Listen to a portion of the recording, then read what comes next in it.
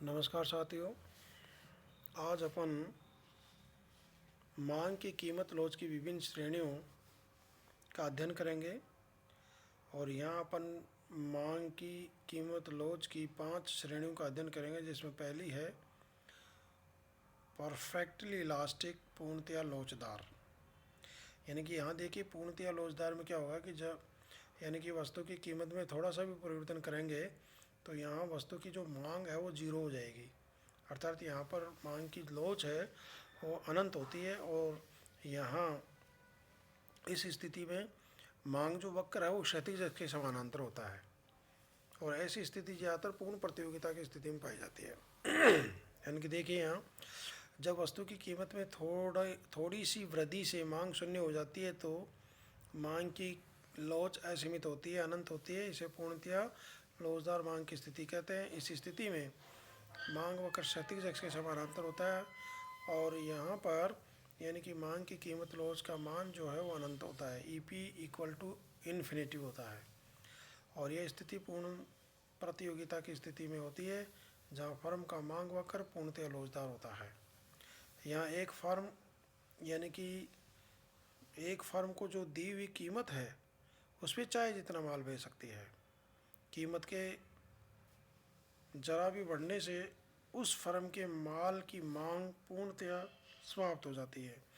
यहाँ कीमत के घटने का तो प्रश्न ही नहीं हो सकता उठता, क्योंकि फर्म इस कीमत पर चाहे जितना माल बेच सकती है, इसलिए कीमत में कोई कमी नहीं होगी।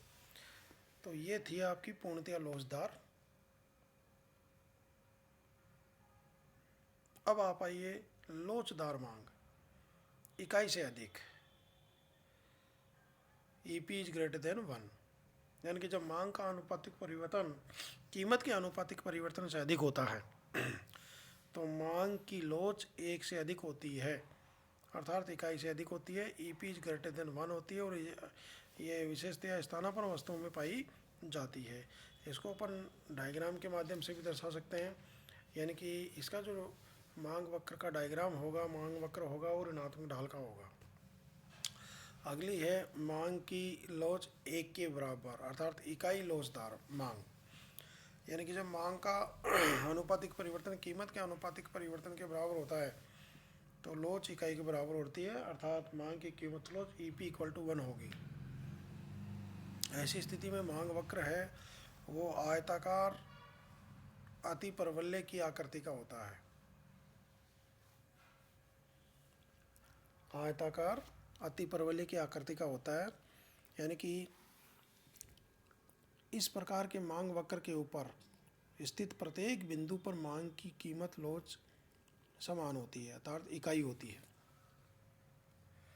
और अगला है इकाई से कम, बेलोच मांग। जब मांग का आनुपातिक परिवर्तन कीमत के आनुपातिक परिवर्तन से कम होता है तो मांग बेलोच होती है, अर्थात इकाई से कम होती है।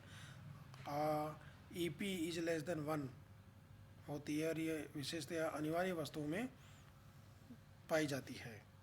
इसका भी मांग वक्र है वो ऋणात्मक ढाल का होता है। और अगली है पूर्णतया बेलोच मांग, पूर्णतया बेलोचदार।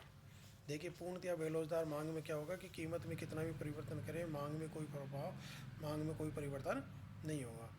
और यहाँ जो मांग वक्र का वो लंबवत अक्ष के समानांतर होगा। यानी अब देखिए यानी कि पूर्णतया लोचदार मांग में क्या होगा कि किसी वस्तु की कीमत में कितना ही परिवर्तन करें लेकिन उसकी मांग मात्रा में कोई परिवर्तन नहीं हो तो इसे पूर्णतया लोचदार मांग के नाम से जाना जाता है। इस स्थिति में वस्तु का मांग वक्र उदग्र अक्ष के समानांतर होता है और मांग की कीमत लोच यानी कि EP इक्वल टू 0 होती है। यानी कि देखिए मांग की कीमत लोच का और मांग वक्र के ढाल दोनों में विपरीत संबंध पाया जाता है। यहाँ मांग वक्र का ढाल अनंत है, इसलिए यहाँ मांग की कीमत लोच 0 होगी। और ये हमने 5 प्रकार की जो मांग की कीमत लोच की जो श्रेणियाँ थी उन पर प्रकाश डाला है। और अब अपन लेते हैं एक सरल रेखीय मांग वक्र पर स्थित विभिन्न बिंदुओं पर कीमत लोच, मांग की कीमत लोच। एक सरल रेखीय मांग वक्र के विभिन्न बिंदुओं पर मांग की कीमत लोच समान नहीं होती है। जब हम सरल रेखीय मांग वक्र पर दाएं से बाएं ऊपर की ओर जाते हैं तो मांग की कीमत लोच का मान बढ़ता है और बाएं से दाएं नीचे की ओर जाने पर मांग की कीमत लॉस का मान घटता है। कहने का मतलब एक सरल रेखीय जो मांग वक्र होता है उस पर अगर नीचे से ऊपर की ओर जाएंगे तो मांग की कीमत लॉस का मान बढ़ता जाएगा, और ऊपर से नीचे की ओर आएंगे तो कीमत लॉस का मान घटता जाएगा। यानी कि नीचे, यानी कि प्रारंभिक स्थिति में ईपी का मान 0 होगा, फिर लेस देन 1, फिर इसका मिड जो पॉइंट होगा वहाँ ईपी यानी कि मांग की कीमत लॉस का मान इकाई होगा, उसके बाद में ईपी ग्रेटर देन 1 होगा, और लास्ट में क्या होगा कि ईपी यानी कि मांग की कीमत लॉस का मान अनंत होगा। इसको अपन एक डायग्राम के आधार पर भी दर्शा सकते हैं। यानी कि देखिए यहाँ पर अपन ने मांग की जो 5 श्रेणियों का अपन ने अध्ययन किया, और एक सरल रेखीय जो मांग वक्र है उस पर स्थित विभिन्न बिंदुओं पर कीमत लॉस का मान क्या क्या होता है, इन चीज़ों का भी अपन ने अध्ययन किया है। यानी कि सरल रेखीय जो मांग वक्र है उस पर भी क्या है कि इस पर क्षैतिज अक्ष पर तो अपन वस्तु की मात्रा लेते हैं और इधर लंबवत अक्ष पर वस्तु की कीमत लेते हैं।